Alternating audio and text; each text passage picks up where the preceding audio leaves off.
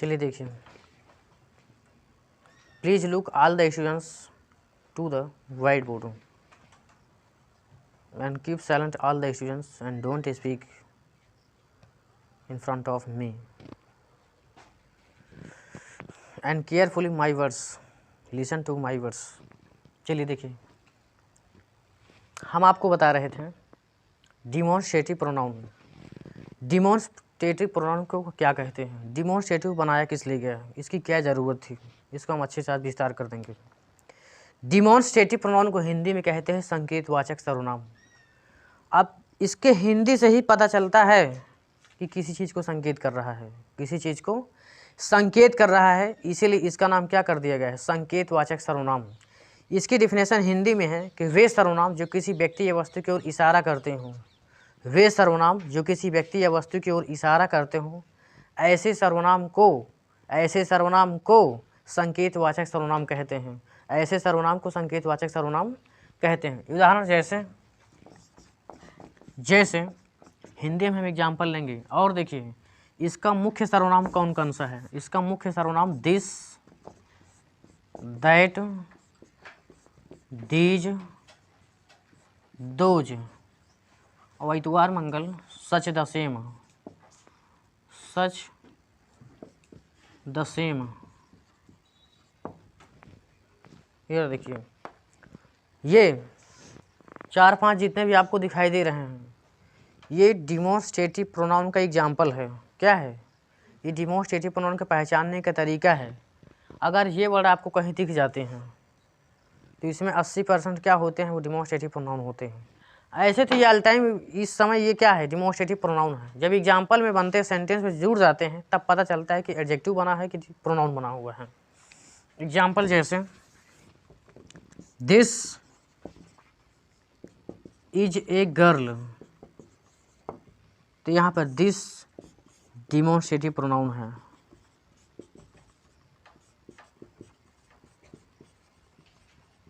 Demonstrative pronoun है, this demonstrative यहाँ पर प्रोनाउन है।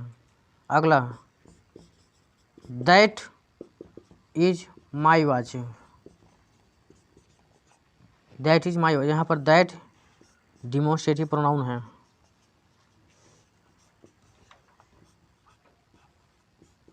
ये प्रोनाउन बहुत सरल है, बस समझने के तरीका जान लीजिए।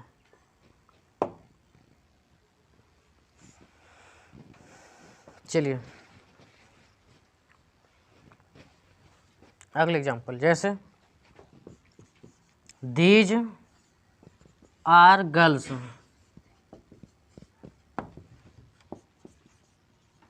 Those are boys. अगला such a boy, such a boy.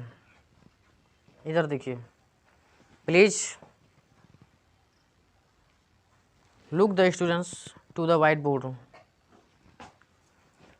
देखिए, these are examples to white board.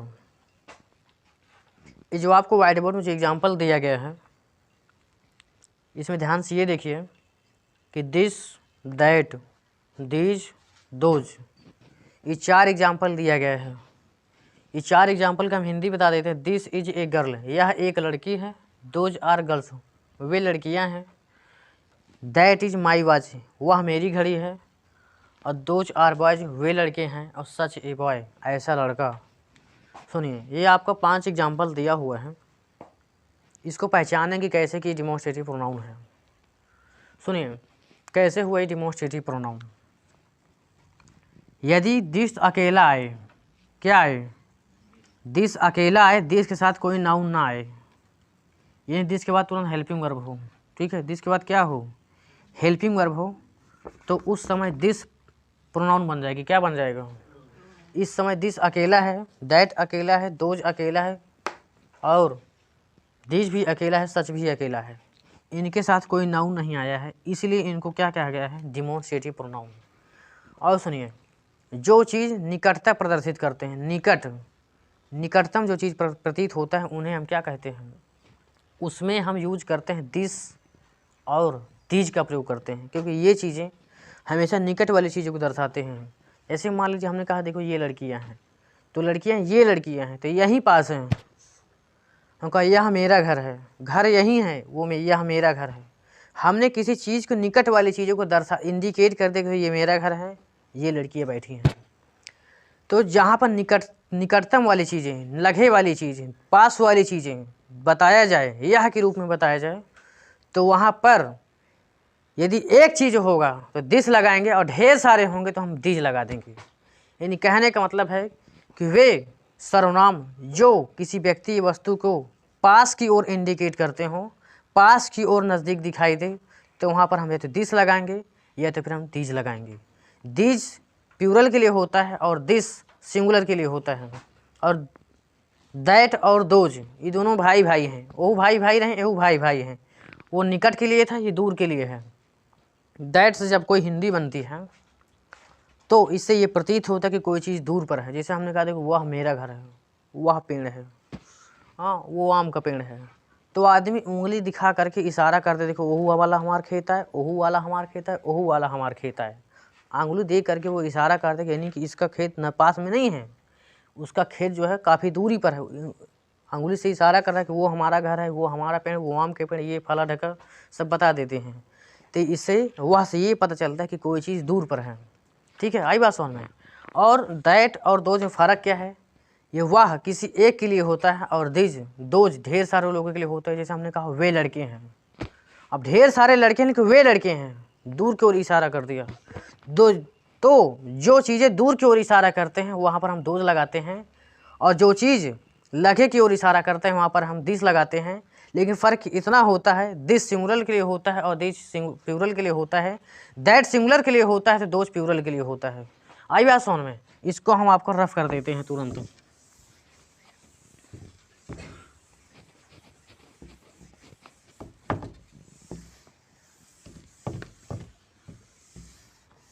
चलो आगे देखते हैं। हम आपको एग्जाम्पल दे देते हैं। वे हमारे पिताजी हैं, वे हमारे पिताजी हैं। वह मेरा घर है। यह एक चिड़िया है। अगला, वह दो कुत्ता है, दो कुत्ता है। चलो इधर देखो, ये 4 सेंटेंस आपके सामने दिए गए हैं। ये 4 सेंटेंस आपके सामने देखिए, इनको हम चारों को बनाने जा रहे हैं आपके सामने। देखिए, वे हमारे पिताजी हैं। सुनिए, देखने में वे बहुवचन लगता है, क्या लगता है? प्लूरल। क्या लगता है? प्लूरल। क्या लगता है? क्योंकि वे हमारे पिताजी हैं। लेकिन ध्यान दीजिएगा, पिताजी एक ठो होते हैं, ढेर सारे नहीं होते हैं। ठीक है, आई बात समझ में? तो वहाँ पर दे ना लगी, क्या नहीं लगेगा? दे नहीं लगेगा। तो वहाँ पर क्या लगेगा? वह हमारे पिताजी हैं। तो वहाँ पर क्या लगेगा? दैट। क्या हो जाएगा? That is our father. क्या हो जाएगा? दैट इज आवर फादर बन जाएगा। आ गया समझ में? नहीं आ समझ में?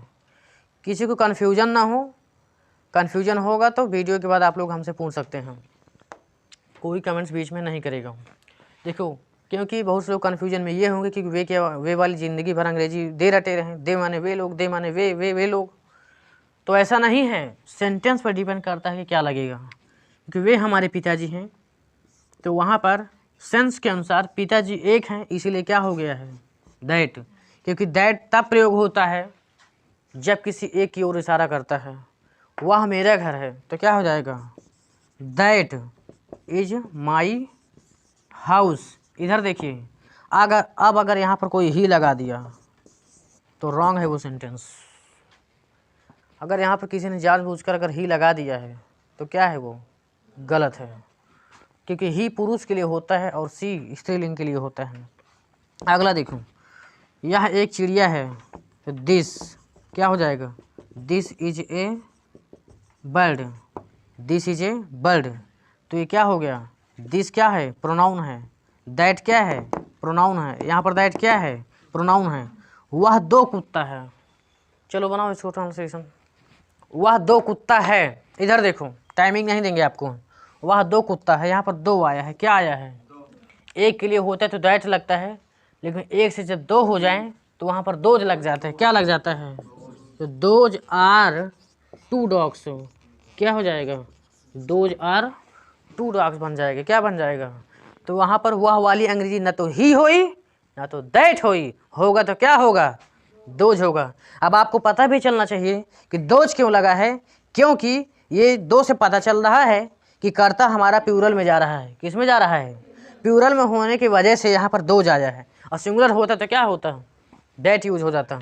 आगे देखो तो सुनिए, ये था हमारा डेमोन्स्ट्रेटिव प्रोनाउन। इसमें ज़्यादा भड़ करने की ज़रूरत नहीं है, इतना ही है। और देखते हैं, यदि दिस के साथ, सुनिए, यदि दिस के साथ बॉय आ जाता, सुनिए मेरी बात को, दिस के साथ बॉय कोई नाउन आ जाता तो इस समय दिस एडजेक्टिव बन जाता। क्या बन जाता? एडजेक्टिव।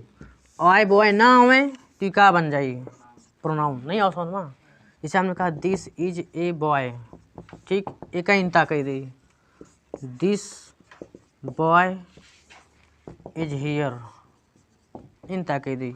अब देखो यहाँ पर दिस अकेला था ना, ये प्रोनाउन बना था, क्या बना था? लेकिन यहाँ पर दिस के साथ बॉय लटका हुआ है, चिपका हुआ है, तो यहाँ पर दिस का बन गया? ए बन गया, अर्थात एडजेक्टिव बन गया। क्या बन गया? आ गया समझ में? नहीं आया समझ में? तो चलो, आज हम आपको रिलेटिव प्रोनाउन पढ़ाने जा रहे हैं। रिलेटिव प्रोनाउन बहुत गजब का चैप्टर है।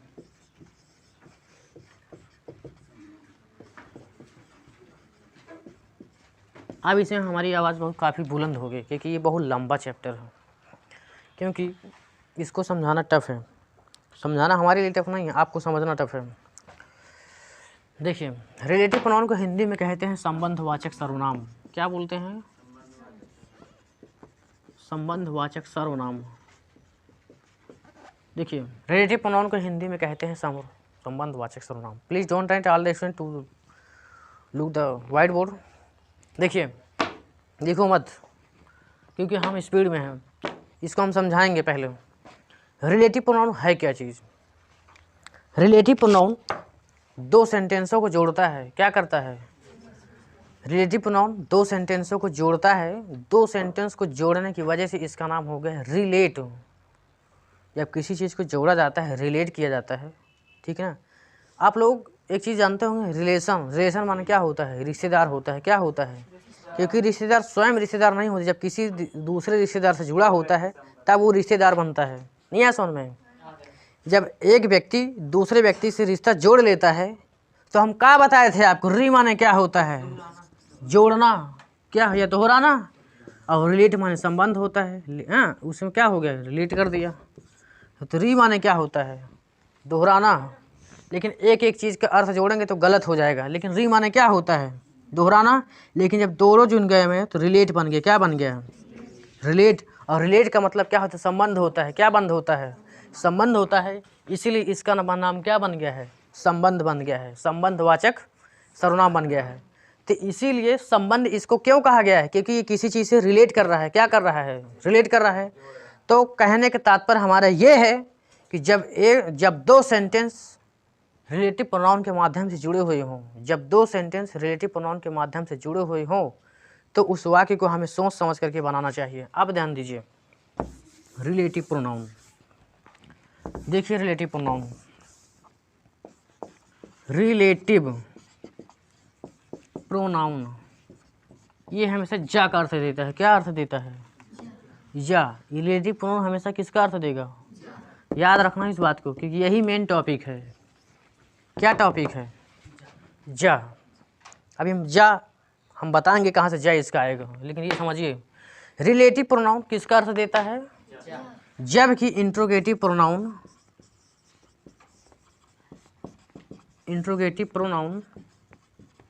का अर्थ देता है। किसका अर्थ देता है?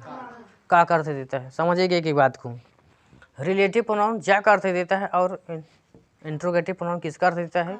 का अर्थ देता है। इनको जा और का कहा किस ले गया है? क्योंकि इसके जितने भी एग्जाम्पल बनेंगे, इंट्रोगेटिव के जितने भी एग्जाम्पल बनेंगे, जितने भी क्वेश्चन वर्ड हैं, जितने भी क्वेश्चन वर्ड हैं उन सब की हिंदी का से ही शुरू है।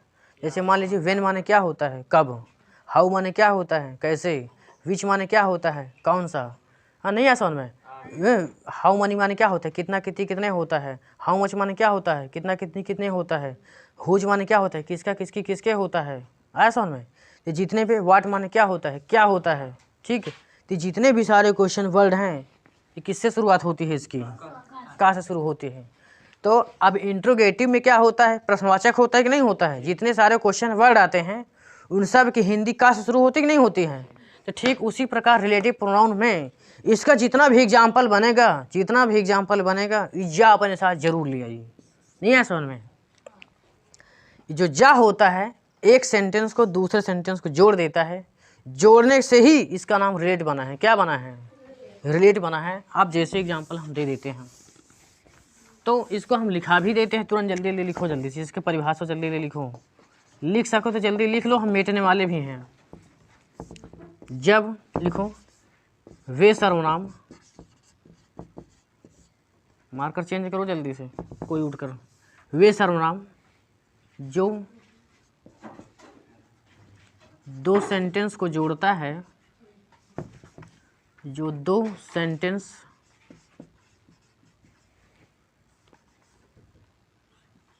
को जोड़ता है,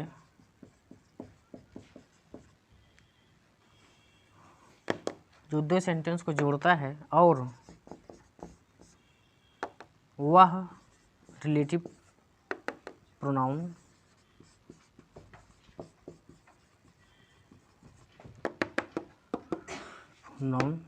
जुड़कर हिंदी में जा का अर्थ देने लगता है,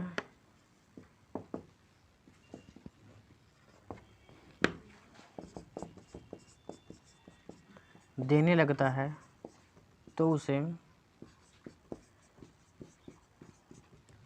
संबंधवाचक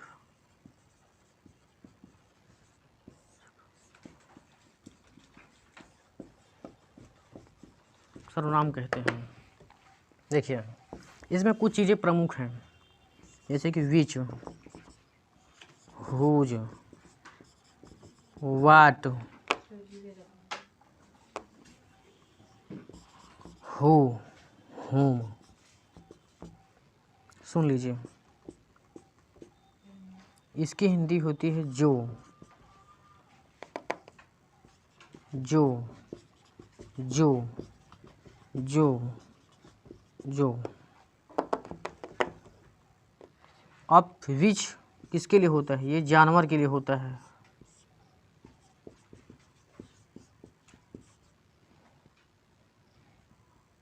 यह निर्जीव के लिए होता है। हुज सजीव के लिए, वाट नगण्य, हु केवल व्यक्ति के लिए,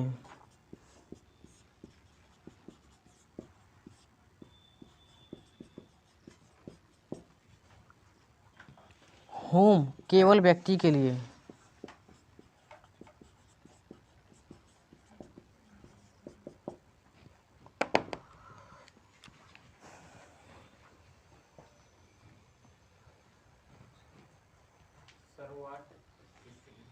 वाट सब तरीके से हो सकता है, लेकिन इसका भी एक फिक्स नियम है, बताएंगे अभी आपको। ये कभी आए थे दैट नहीं लिखे हैं, दैट,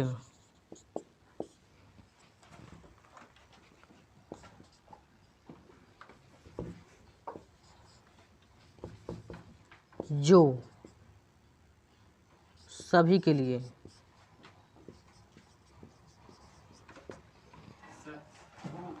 क्या है लिखा जो के बाद केवल व्यक्ति के लिए। लिखो जल्दी जल्दी।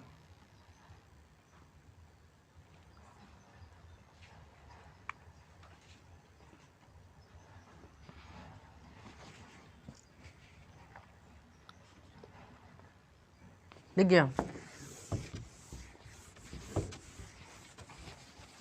चलो आगे देखें।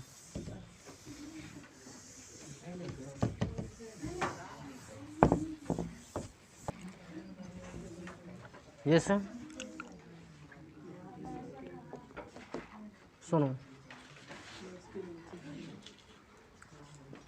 यह वही आदमी है, यह वही आदमी है जो जिसने हमको बुलाया था।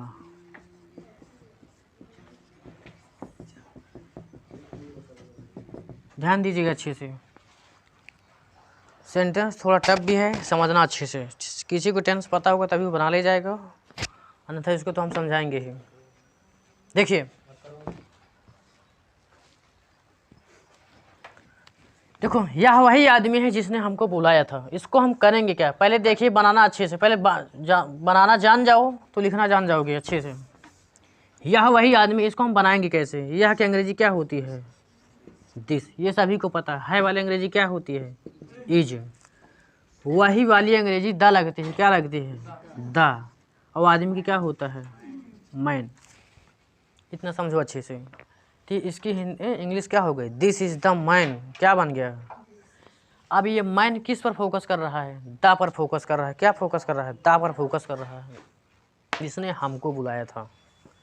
आप सुनिए, जब जो वाली जिसने, चाहे जो हो और चाहे जिसने हो, लेकिन जा का अर्थ तो देते हैं, जा का अर्थ तो देता ही है।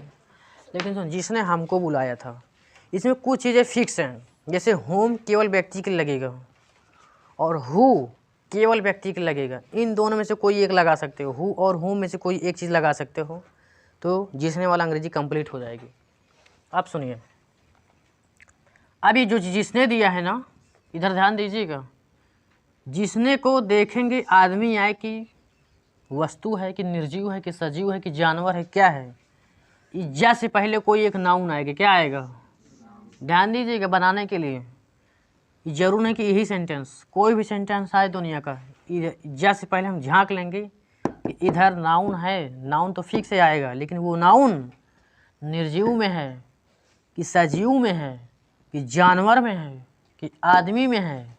ये 4-5 चीज़ें पहचान करके हम जिसने वाली अंग्रेजी लगाएंगे। अब देखिए, यह वही आदमी है जिसने हमको बुलाया था। अब बताओ, अब जिसने के लिए एक फिक्स अंग्रेजी बनी है, क्या बना है, एक हुम होता है एक हु होता है, ये दोनों व्यक्ति के लिए होता है, तो क्या लगा देंगे, हु। तो जो हु लग गया है, ये जिसने वाली अंग्रेजी लगी है। किसकी अंग्रेजी लगी है। अब एक चीज़ और ध्यान दीजिएगा, जिसने हमको बुलवाया था।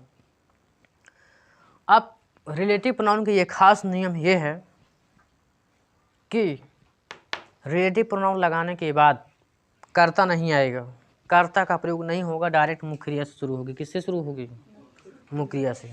फिक्स है बिल्कुल नहीं नियम। तो हम हमको वाली अंग्रेजी नहीं लगाएंगे, कहाँ से लगाएंगे, मुख्य क्रिया से लगाएंगे। तो बुलाना क्या हो जाएगा, कॉल्ड, क्या हो जाएगा, कॉल्ड अस, क्या हो जाएगा, कॉल्ड अस। अगला लिखो,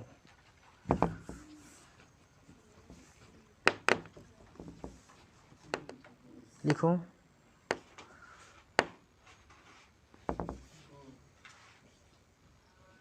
लिखो, वे छात्र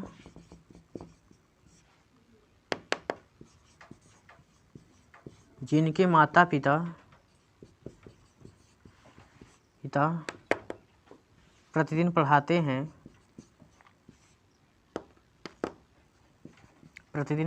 हैं, कॉमा, वे बहुत अच्छे हैं।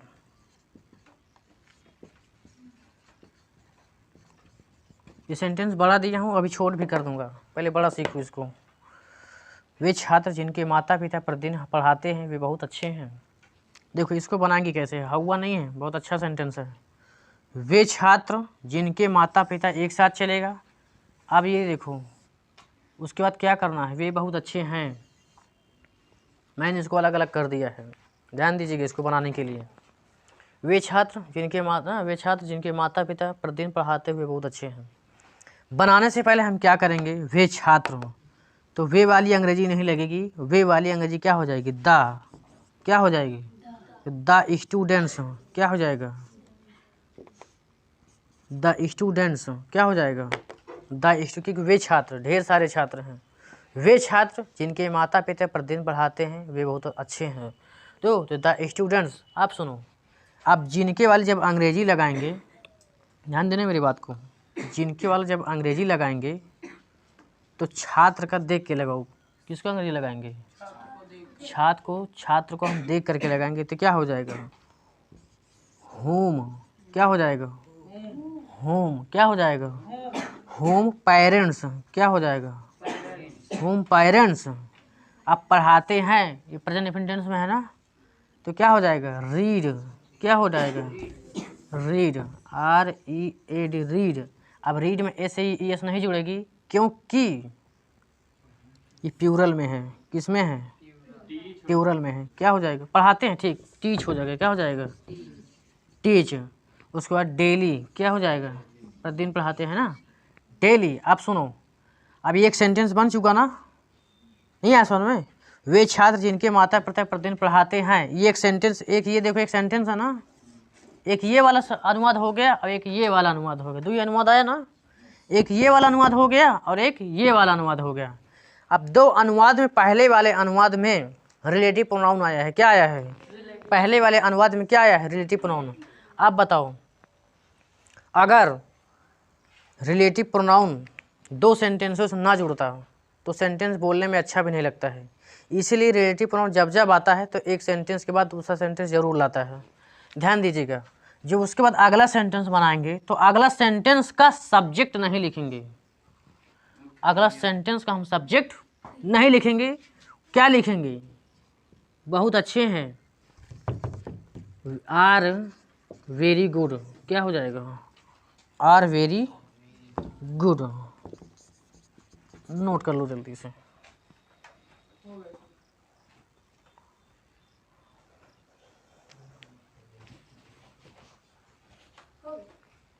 अगला लिखो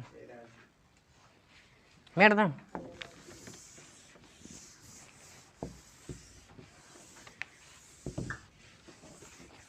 चलो अगला देखो।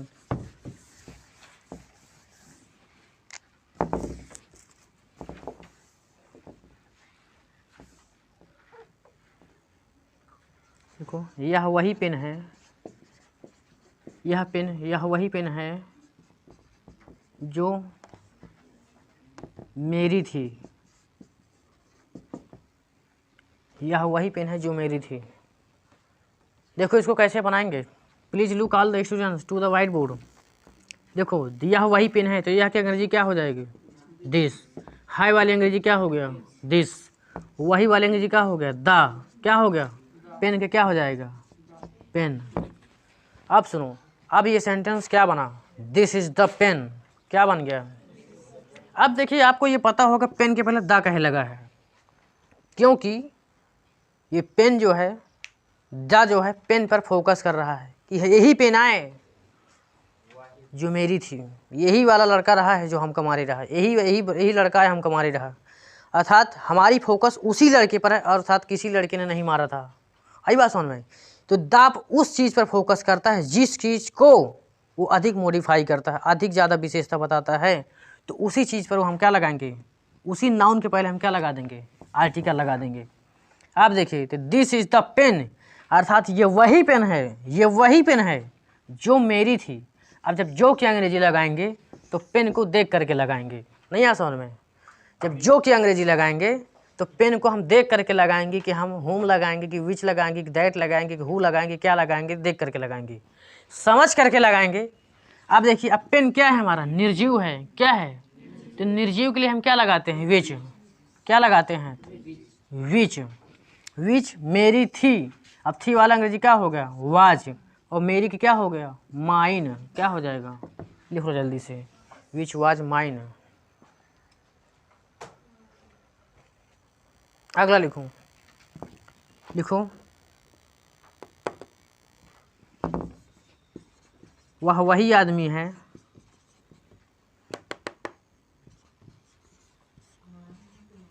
जो मुझे कल मिला था।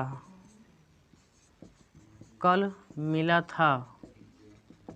यह वही आदमी है जो मुझे कल मिला था। इधर देखिए, यह वही आदमी है जो मुझे कल मिला था, तो सबसे पहले क्या करेंगे?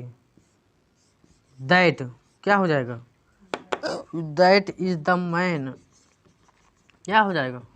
That is the man. उसके बाद क्या हो जाएगा, जो की अंग्रेजी लगाएंगे तो किसको देख करके लगाएंगे, आदमी को देख करके, तो क्या हो जाएगा हु मुझे कल मिला था। अब बताओ कर्ता आई लगाई कि ना लगाई, जल्दी बताओ, कर्ता आई लगाएं कि नहीं लगाएंगे, नहीं लगाएंगे, क्योंकि जब रिलेटिव प्रोनाउन दो सेंटेंसों को जोड़ता है तो अगले बनाने वाले सेंटेंस में हम कर्ता का प्रयोग नहीं करते हैं, क्योंकि कहाँ शुरू होगा, मुख्य क्रिया शुरू होगा। मिला था तो मीट माने क्या होता है, मिलना, तो मीट के सेकंड में मेट होता है, क्या होता है, मेट यस्टरडे,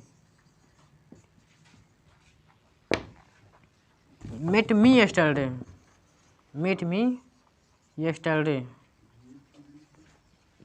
नोट कर लो जल्दी से। वो ऑब्जेक्ट के रूप में चला जाएगा। अगला लिखो,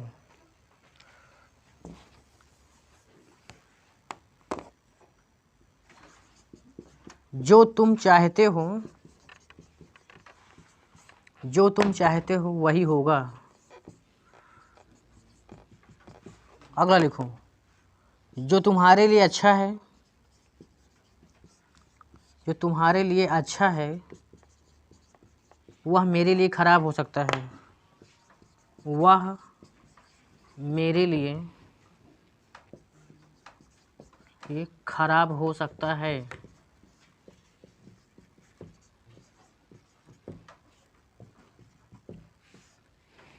जो तुम्हारे लिए अच्छा है वह मेरे लिए खराब हो सकता है। इसको देखो, इसको कैसे बनाएंगे, प्लीज़ लुक डाल दे स्टूडेंट्स। इधर देखो, जो तुम चाहते हो वही होगा। अब इधर देखो, जो तुम चाहते हो वही होगा। सुनो, यदि आपका जा शुरू में आ जाए, क्या आ जाए, जा शुरू में आ जाए, ठीक, जा शुरू में आ जाए तो वहाँ पर वाट लगाएंगे, क्या लगाएंगे, फिक्स चीज़ हम आपको बता रहे हैं। यदि आपको शुरू में जा मिल जाता है, ठीक, क्या मिल जाता है, शुरू में जो मिल जाए, क्या मिल जाए, जो मिल जाए, तो वहाँ पर फिक्स हो जाता है कि क्या लगाएंगे हम, वाट लगाएंगे। तो और वाट के बाद फिर तुरंत कर्ता भी लगेगा, तो वाट यू वांट, क्या हो जाएगा, वाट यू वांट वही होगा, विल बी, फिक्स। नोट कर लो जल्दी से वाला। अगला देखो,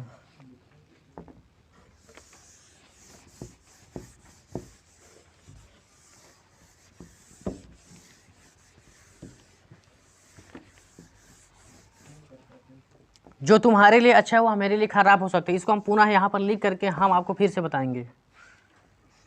जो तुम्हारे लिए अच्छा है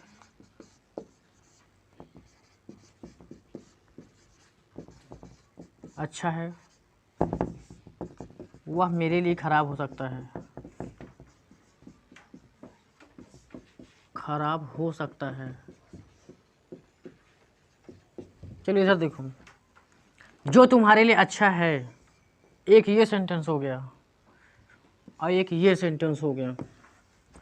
अब इस दो सेंटेंस है ना, दो सेंटेंस के शुरू में क्या है, रिलेटिव प्रोनाउन जुड़ा हुआ है। क्या जुड़ा हुआ है, रिलेटिव प्रोनाउन। आपको जहाँ भी जा मिलता हो, बोलने में जा आता हो, दो सेंटेंस जुड़ा हो, वो दो सेंटेंस बन रहा हो और जा मिल रहा हो उसमें, तो समझो उस इसमें क्या आ गया है, रिलेटिव प्रोनाउन। क्या होता है, यही चीज़ जब संस्कृत में बनता है तो यस से कस से बनता है।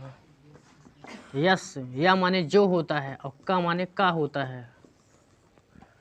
इसे यदा ही धर्म से ग्लानि भवति भारत अभि उत्थानं धर्मस्य तदा आत्मनं सृजाम्यहम् परित्राणाय साधूनां विनाशाय च दुष्कृतम् धर्म संस्थापनाय सर्वभौमामि युगे युगे। ठीक ठीक, उसी में यहाँ पर यदा ही धर्म से आया है, तो यह माने क्या होता है, जब जब धर्म की हानि होती है तब तब मैं भगवान श्री कृष्ण अर्थात इस पृथ्वी पर अवतार लेता हूँ। तो यहाँ पर यदा ही धर्म से आया है, तो यहाँ पर यह लगा था। ठीक, और कस तब लगता है जब प्रश्नवाचक शब्द होता है, किम कह आता है ना, तो वहाँ पर क्या लगता है। चलो आगे देखो, क्योंकि ये हमारा लाइव यूट्यूब में चल रहा है। इधर देखो, जो तुम्हारे लिए अच्छा है वह मेरे लिए ख़राब हो सकता है। तो जो वाला अंग्रेजी शुरू में आ गया है ना, तो क्या लग जाएगा, वाट। अब अच्छा है वाला अंग्रेजी क्या हो गया, इज। वाट इज क्या हो जाएगा, वाट इज गुड माने क्या होता है, अच्छा, और for you what is good for you, जो तुम्हारे लिए अच्छा है वह मेरे लिए खराब हो सकता है। अब सुनो, जब ये सेंटेंस बन चुका है ना, ये सेंटेंस बनाने के बाद जब अगला सेंटेंस बनाएंगे तो उस सेंटेंस का जो सब्जेक्ट होगा उसको हम नहीं लिखेंगे, तो वह मेरे लिए खराब हो सकता है, संभावना बता रहा है। जब संभावना बताई जाती है तो वहाँ पर कैन नहीं कुछ होता है, कैन का प्रयोग नहीं होता बल्कि मे का प्रयोग होता है। तो मे माने होता है हो सकता है, मे माने हो सकता है, और बी माने हो सकता है, दोनों जुड़ गए तो में हो सकता है। क्या हो सकता है? बैड, खराब हो सकता है। किसके लिए? मेरे लिए, तो फॉर मी। समझ में? तो what is good for you, जो तुम्हारे लिए अच्छा है वह मेरे लिए खराब हो सकता है, तो may be bad for me. इसको नोट करो। अगला लिखो, एक अनुवाद और लिखेंगे।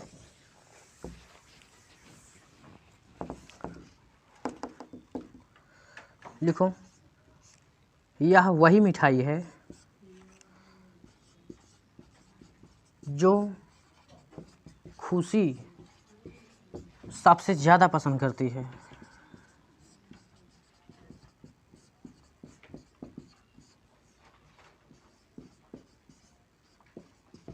यह वही मिठाई है जो खुशी सबसे ज़्यादा पसंद करती है। इधर देखिए, इसको हम कैसे बनाएंगे। अब दिस माने क्या होता है? यह, और हाई का अंग्रेजी क्या हो गया? इज, वही की क्या हो गया? द। स्वीट माने क्या हो जाएगा? मिठाई। दिस इज द स्वीट, यह वही मिठाई है जो खुशी सबसे ज़्यादा पसंद करती है। तो उसके बाद क्या हो जाएगा? अब जब जो वाली अंग्रेजी लगाएंगे तो क्या देख के लगोगे? मिठाई खटाई के देख के लगोगे। नहीं आओ समझ में? मिठाई खटाई के देख के लगो, खुशी में नहीं जाएंगे। आए समझ में? तो बताओ, मिठाई सजीव है कि निर्जीव है? निर्जीव है ना। ठीक, तो क्या हो जाएगा? विच। क्या हो जाएगा? विच। अब क्या हो जाएगा? जो खुशी सबसे ज़्यादा पसंद करती है, तो क्या हो जाएगा? लाइक्स माने क्या होता है? पसंद करती है। मोस्ट माने क्या हो? कौन पसंद करती है? खुशी। खुशी मोस्ट।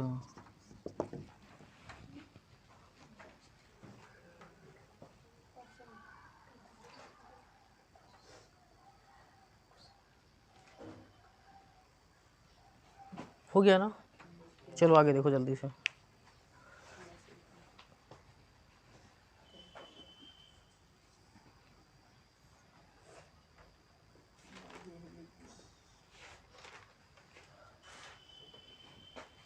अगला एक उदाहरण और देते हैं।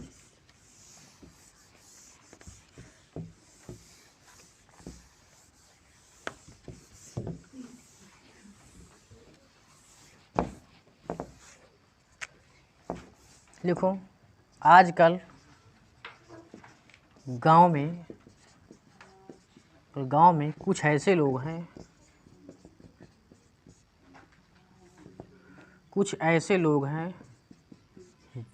जो अध्यापकों से ज़्यादा बोलते हैं।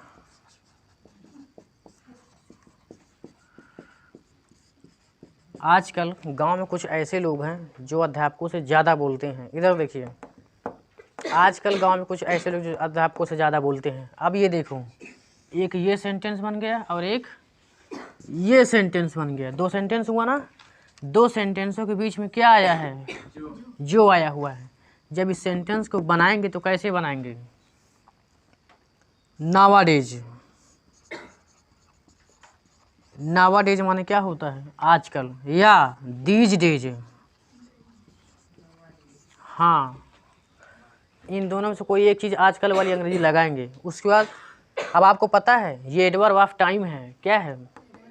एडवर्ब ऑफ टाइम शुरू में भी लगा सकते हैं, वाक्य के अंत में भी लगा सकते हैं, लेकिन शर्त यह है कि जब शुरू में लगाएंगे तो उसके बाद कॉमा ज़रूर लगाएंगे।